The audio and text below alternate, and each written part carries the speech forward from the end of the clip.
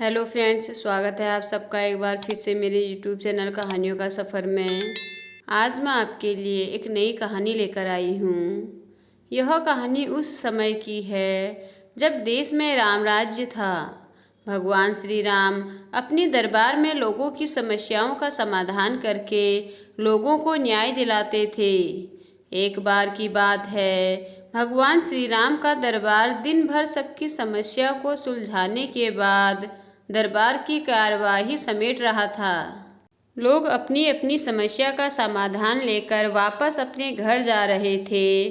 तभी प्रभु श्री राम ने अपने भक्त लक्ष्मण को बाहर जाकर यह देखने को कहा कि हे लक्ष्मण, जाओ बाहर देख कर आओ कि बाहर कोई न्याय पाने के लिए बचा तो नहीं है। यह सुनकर लक्ष्मण तुरंत बाहर जाते हैं और देखते हैं उन्हें बाहर कोई नहीं दिखता। इसलिए वह वापस दरबार में आकर भगवान राम को बताते हैं कि नहीं प्रभु, बाहर कोई नहीं है। यह सुनकर प्रभु श्री राम फिर कहते हैं, जाओ एक बार फिर देख कर आओ कि कोई न्याय पाने के लिए खड़ा तो नहीं है। यह सुनकर लक्ष्मण जी बड़े अचंभित हो जाते हैं कि अभी उन्होंने बताया कि बाहर कोई नहीं है, फिर भी भगवान श्री राम कह रहे हैं कि जाओ बाहर देख कर आओ कि कोई खड़ा तो नहीं है। लेकिन लक्ष्मण जी फिर भी बिना देर किए फिर से भगवान श्री राम की आज्ञा मानकर बाहर देखने चले जाते हैं। वह इधर उधर देखकर वापस ही लौट रहे होते हैं कि उनकी नज़र एक कुत्ते पर पड़ती है। उस कुत्ते के सिर पर चोट लगी होती है। वह कुत्ते से उस चोट के लगने का कारण पूछते हैं। लक्ष्मण जी को देखकर कुत्ता खुश हो जाता है। वह लक्ष्मण जी से कहता है कि वह भगवान श्री राम के दरबार में आया है, वह उनसे न्याय मांगना चाहता है। यह सुनकर लक्ष्मण जी उस कुत्ते को श्री राम के दरबार में ले आते हैं। कुत्ते ने आकर राम को प्रणाम किया और बोलने लगा। वह बोला, हे राम, मैं न्याय चाहता हूँ। मेरे साथ बेवजह हिंसा की गई है। मैं चुपचाप बैठा हुआ था। सर्वथा सिद्ध नाम का यह व्यक्ति आया और बिना किसी वजह के मेरे सिर पर छड़ी से वार किया। मैं तो बस चुपचाप बैठा हुआ था। मैं न्याय चाहता हूँ।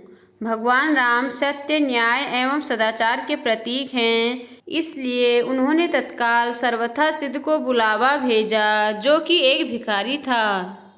उसे दरबार में लाया गया। श्री राम ने पूछा, तुम्हारी कहानी क्या है? यह कुत्ता कहता है कि तुमने बिना वजह उसे मारा। सर्वथा सिद्ध बोला, हाँ, मैं इस कुत्ते का अपराधी हूँ। मैं भूख से बौखला रहा था। मैं गुस्से में था, निराश था। यह कुत्ता मेरे रास्ते में बैठा हुआ था, इसलिए मैंने बेवजह निराशा और गुस्से में इस कुत्ते के सिर पर मार दिया। आप मुझे जो भी सज़ा देना चाहें वो दे सकते हैं। भगवान श्री राम ने पूरी बात सुनी और फिर अपने मंत्रियों और दरबारियों के सामने बात रखी। भिखारी को क्या सज़ा दिलानी चाहिए, यह पूछने लगे। इस सब ने कहा कि यह अलग मामला है। इसमें एक मनुष्य है और एक जानवर, इसलिए इस समस्या पर सामान्य कानून लागू नहीं होंगे।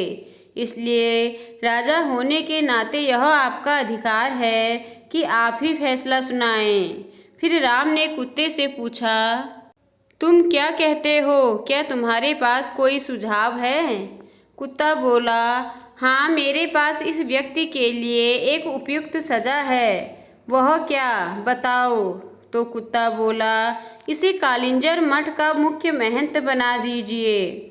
राम ने कहा, तथास्तु, और भिखारी को प्रसिद्ध कालिंजर मठ का मुख्य महंत बना दिया गया। राम ने उसे एक हाथी दिया। भिखारी इस सज़ा से बहुत प्रसन्न होते हुए हाथी पर चढ़कर खुशी खुशी मठ चला गया। फैसला सुनाया जाता है। दरबारियों ने कहा, यह कैसा फैसला है? क्या यह कोई सज़ा है? वह आदमी तो बहुत खुश है। फिर राम ने कुत्ते से पूछा, क्यों नहीं तुम ही इसका मतलब बताते? कुत्ते ने कहा, पूर्व जन्म में मैं कालिंजर मठ का मुख्य महंत था और मैं वहाँ इसलिए गया था क्योंकि मैं अपने आध्यात्मिक कल्याण और उस मठ के लिए सच्चे दिल से समर्पित था, जिसकी बहुत से दूसरे लोगों के आध्यात्मिक कल्याण में महत्वपूर्ण भूमिका थी। मैं वहाँ खुद के और किसी के आध्यात्मिक कल्याण के संकल्प के साथ वहाँ गया और मैंने इसकी कोशिश भी की। मैंने अपनी पूरी कोशिश की, मगर जैसे जैसे दिन बीते धीरे धीरे दूसरे छिटपुट विचारों ने मुझे प्रभावित करना शुरू कर दिया। मुख्य महंत के पद के साथ आने वाले नाम और ख्याति ने कहीं न कहीं मुझ पर असर डालना शुरू कर दिया था। कई बार मैं नहीं, मेरा अहम काम करता था। कई बार मैं लोगों की सामान्य स्वीकृति का आनंद उठाने लगता था। लोगों ने मुझे एक धर्म गुरु की तरह देखना शुरू कर दिया। मैं धर्म गुरु नहीं हूँ। अपने अंदर मैं जानता था कि मैं धर्म गुरु नहीं हूँ, मगर मैंने किसी धर्म गुरु की तरह बर्ताव करना शुरू कर दिया और उन सुविधाओं की मांग करना शुरू कर दिया जो आमतौर किसी धर्म गुरु को मिलनी चाहिए थी। मैंने अपने संपूर्ण रूपांतरण की कोशिश नहीं की, मगर उसका दिखावा करना शुरू कर दिया और लोगों ने भी मेरा समर्थन किया। ऐसी चीज़ें होती रही और धीरे धीरे अपने आध्यात्मिक कल्याण के लिए मेरी प्रतिबद्धता घटने लगी और मेरे आसपास के लोग भी कम होने लगे। कई बार मैंने खुद को वापस लाने की कोशिश की, मगर अपने आसपास ज़बरदस्त स्वीकृति को देखते हुए मैं कहीं खुद को खो बैठा था। इस भिखारी सर्वथा सिद्ध में गुस्सा है, अहम है, वह कुंठित भी है। इसलिए मैं जानता हूँ कि वह भी खुद को वैसा ही दंड देगा जैसे मैंने दिया था। इसलिए यह उसके लिए सबसे अच्छी सज़ा है। उसे कालिंजर मठ का मुख्य महंत बनने दीजिए।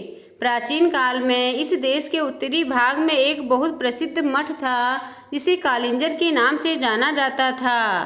कालिंजर मठ उस समय का एक प्रसिद्ध मठ था। तो दोस्तों, आपको आज की कहानी कैसी लगी मुझे कमेंट कर ज़रूर बताएं।